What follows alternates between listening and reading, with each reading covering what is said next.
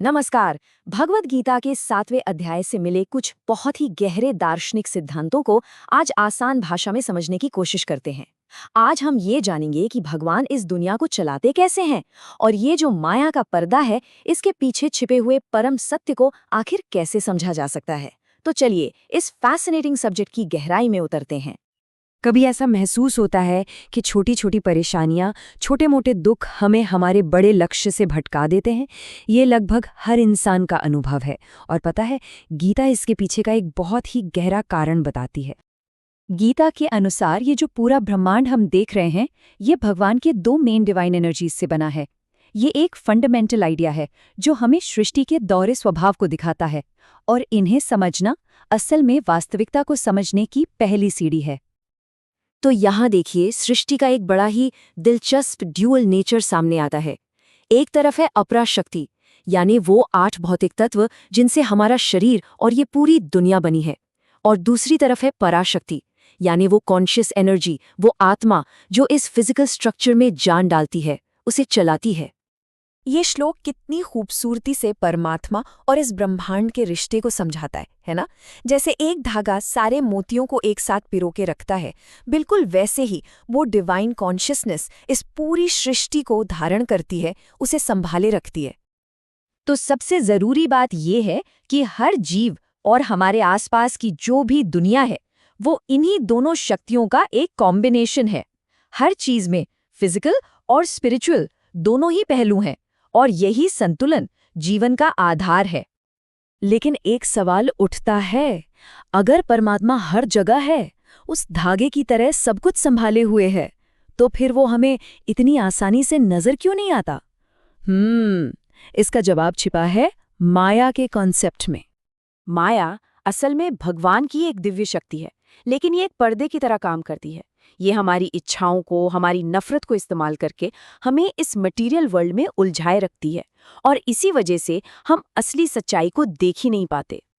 और ऐसा माना जाता है कि दुनिया के लगभग 99.9% लोग माया के इस पावरफुल इन्फ्लुएंस में जी रहे हैं, जो उन्हें उस डिवाइन सोर्स को पहचानने से रोकता है।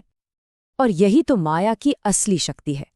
ये इतनी पावरफुल है कि इसके असर में आकर लोग ईश्वर के अविनाशी और दिव्य स्वरूप को पहचान ही नहीं पाते। उन्हें लगता है कि भगवान भी एक साधारण मनुष्य की तरह ही है। तो क्या इस भ्रम से बाहर निकलने का कोई रास्ता है? जी हाँ, बिल्कुल है। गीता हमें माया के इस जाल पर जीत हासिल करने का एक बहुत ही साफ रास्ता दिखाती है। और देखिए, ये कोई रहस्यमयी प्रक्रिया नहीं है, बल्कि बहुत ही प्रैक्टिकल है। पहला कदम है समर्पण। ये मानना कि अकेले इस पर काबू पाना मुश्किल है। फिर भक्ति के जरिए मन को ईश्वर में लगाना, अच्छे काम करना, और आखिर में सांसारिक इच्छाओं और नफरत से आज़ादी पाकर इस भ्रम को पार कर जाना। अब एक और दिलचस्प बात, जो लोग परमात्मा की ओर आते हैं ना, उनकी मोटिवेशंस भी अलग अलग होती हैं। गीता उन्हें 4 कैटेगरीज में बांटती है। तो ये हैं वो 4 तरह के भक्त। पहले हैं आर्थ, जो दुख में भगवान को याद करते हैं। दूसरे हैं अर्थार्थी, जो धन संपत्ति के लिए प्रार्थना करते हैं।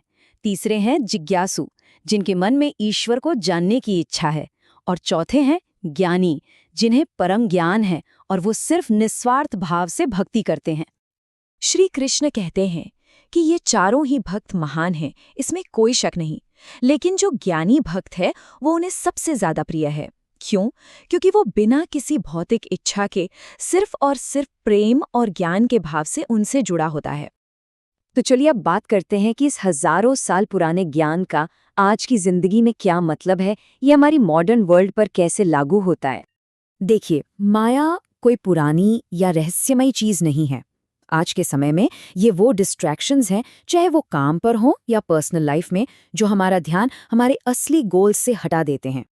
ये कुछ छोटे छोटे उदाहरण हैं। सोशल मीडिया का एक नोटिफिकेशन, कोई नया काम, या बस कुछ पल का मजा, ये सब मॉडर्न डे माया ही तो है। ये मन में ये ख्याल डाल सकते हैं कि चलो बड़े लक्ष्यों को बाद में देखेंगे, अभी इन छोटी छोटी चीजों पर ध्यान देना ज्यादा जरूरी है। और ये बात कितनी गहरी और शानदार है। जब किसी की जिंदगी में डिस्ट्रैक्शंस आते हैं, तो इसका मतलब ही यही है कि वो इंसान सही रास्ते पर है और मेहनत कर रहा है। ये भटकाव तो बस उसकी मजबूती का टेस्ट लेने आते हैं। तो असली विजेता कौन है? वो जो इन डिस्ट्रैक्शंस में उलझता नहीं, बल्कि उन्हें पार करके अपने लक्ष्य की तरफ लगातार बढ़ता रहता है। असल में यही तो सच्ची सफलता का राज है। तो ये एक सवाल है जो हम सबको खुद से पूछना चाहिए। अपने सबसे इम्पोर्टेंट गोल्स को पाने के रास्ते में हमारी अपनी माया क्या है? वो कौन सी ऐसी चीज़ है, वो कौन सा भटकाव है जो हमें रास्ते से हटाता है? इसका जवाब हर किसी को अपने अंदर ही खोजना होगा।